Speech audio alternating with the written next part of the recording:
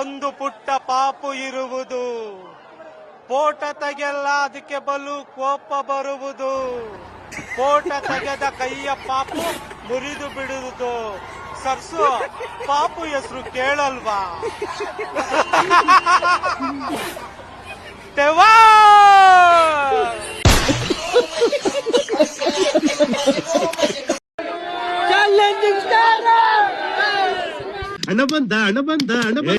ತುಂಬಾ ಸೂಪರ್ ಆಗಿದೆ.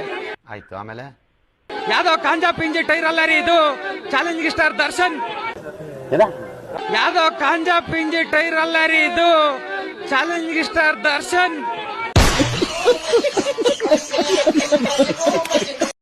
ಗೌಡ್ರೆ ಚಾ ಕುಡಿಸ್ತೀರಿ ಇಲ್ಲ ಒಂದೇ ಮಾತು ಹೇಳ್ರಿ, ಕುಡ್ಸಲ್ರಿ? ನನ್ನ ಮಕ್ಕಳ ಅನ್ಸದ್ರಿ ದಾನ ಐತ್ರಿ.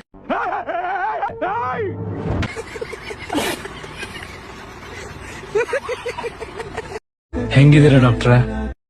ತುಂಬಾ ಜನ ಬೀಳಿಸ್ಕೊಳಕ್ ಟ್ರೈ ಮಾಡಿದ್ರು ನನ್ನ, ಆದ್ರೆ ಈ ಹಾಟ್ನ ಕದ್ದಿರೋ ಕಳ್ಳ ನೀನೊಬ್ನೇ ಚಿನ್ನ. ನಾನು ಒಂದು ಡೆವಿಲ್ದು ಒಂದು ಡೈಲಾಗ್ ಕೇಳಕ್ ಇಷ್ಟಪಡ್ತೀನಿ. ಹೇಳ್ರಪ್ಪ. ಬಾಸು ಕೆಮ್ಮದಷ್ಟು ಬೆಲೆ ಜಾಸ್ತಿ ಸುಳ್ಳಲ್ಲ, ಹಾವು ಮುಂಗ್ಸಿಯ ಕತೆ ನಿಮ್ಗೆ ಗೊತ್ತಲ್ವಾ? ನೋಡಿದ್ರು ಸುಳ್ಳಾಗಬಹುದು ನಾಳೆ, ಕೇಳಿದ್ರು ಸುಳ್ಳಾಗಬಹುದು ನಾಳೆ.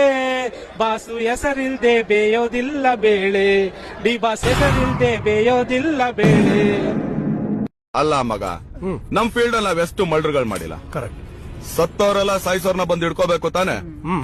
ಏನೋ ಸುಮ್ನೆ ಮಜಕ್ ಸಿನಿಮಾ ನೋಡ್ಬೇಕಪ್ಪ. ಜಗು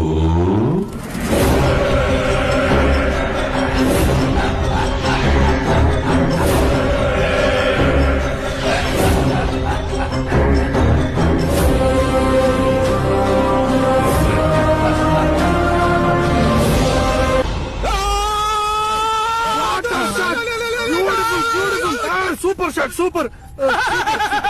ದೇವ್ರ ಪಿಕ್ಚರ್ ನೋಡೋದು ಅಂದ್ರೆ ತಮಾಷೆ ಅಲ್ಲಮ್ಮ.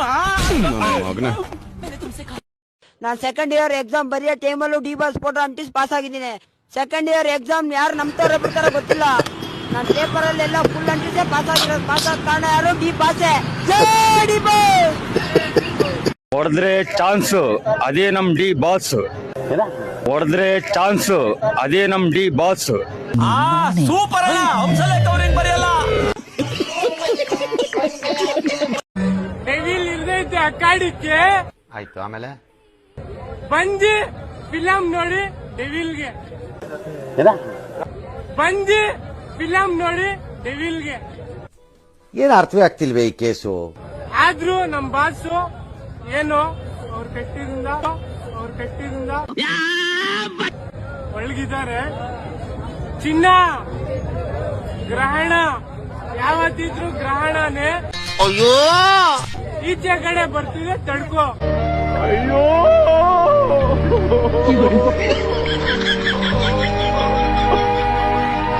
ನನ್ನ ಸಿದ್ದರಾಮಯ್ಯ ಚಿನ್ನ ಕಂಡ್ರಮ್ಮ, ನನ್ನ ಸಿದ್ದರಾಮಯ್ಯ ಬಂಗಾರ ಕಂಡ್ರಮ್ಮ.